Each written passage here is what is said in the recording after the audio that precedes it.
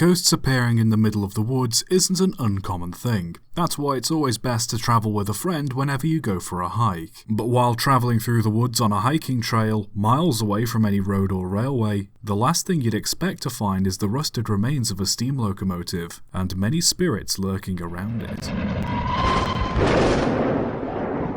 It was around the 24th of February, 1910 in Wellington, Washington. A mail train and a passenger train both set off for Seattle and had to pass through the mountainside town of Wellington. The town was built to serve as a stop for the Great Northern Railway, where trains could refuel and passengers could stop on long trips. It had been snowing heavily for several days now, with roughly 1 foot of snow falling every hour. On its worst day, 11 feet of snow fell. The mail and passenger trains arrived through a tunnel at the Wellington station. The line was starting to become blocked with snow, and there was nothing the snowplows or the snow shovelers could do to clear it. The snow lasted for days. Workmen were starting to run out of coal to power their plows, and most of the shovelers eventually gave up, saying it was futile and that they weren't being paid enough to deal with it. Passengers of the train could only wait for the weather to clear up. Many became agitated and others became concerned. They asked the workmen if they could back the trains into the nearby tunnels for safety, but the workmen simply said that everything was safe where it was.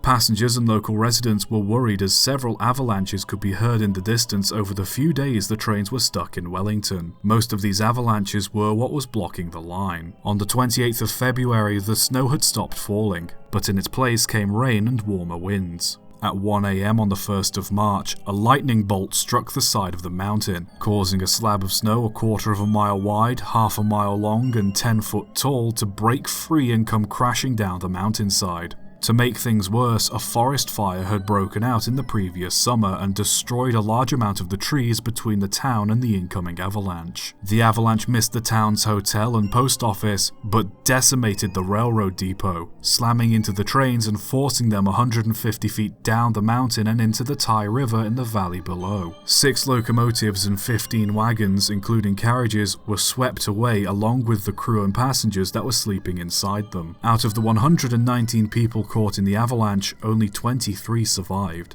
Among the dead were 35 passengers, 58 railroad employees on the train, and 3 employees based at the depot. The 23 that survived were pulled immediately from the wreck, but the weather conditions made it almost impossible to find all the bodies. It wasn't until 21 weeks later, in late July, that the last body was recovered. The avalanche is recorded as one of the most fatal in American history. It's said that to this day, people are still finding the remains of the locomotives and carriages that were swept away. Shortly afterwards, the town renamed itself Ty to get away from the associations that came with the accident, and the railway company installed snow sheds to keep the tracks safe along the route. The railway station and depot were eventually closed in 1929 after a second tunnel was built further down the mountain. The town no longer served a purpose and ended up abandoned, eventually being burnt down. The old track bed and tunnel have since been preserved and have become part of the Iron Goat Trail. For years after the accident, people have said they've spotted ghostly figures hanging around the area. Disembodied voices can be heard calling out, wailing and moaning. Screams and other ominous sounds can be heard in the tunnel, sourceless. Many hikers and tourists have found cold spots or areas of the trail that are abnormally cold in comparison to the surrounding area. Some reported feeling sudden chills and goosebumps for no apparent reason, while others claimed to have seen apparitions all over the area and felt invisible hands touching and grabbing them. It wouldn't be wrong to assume that the spirits of those who have died in the avalanche may not have gotten over the ordeal. While there isn't much recorded evidence to prove there is something hanging around the trail, the fact that numerous people have reported eerie sights and unsettling feelings while being there is no coincidence. So while the Iron Goat Trail does seem like a nice scenic hiking spot, I'd certainly recommend not being there after dark. Subscribe for more.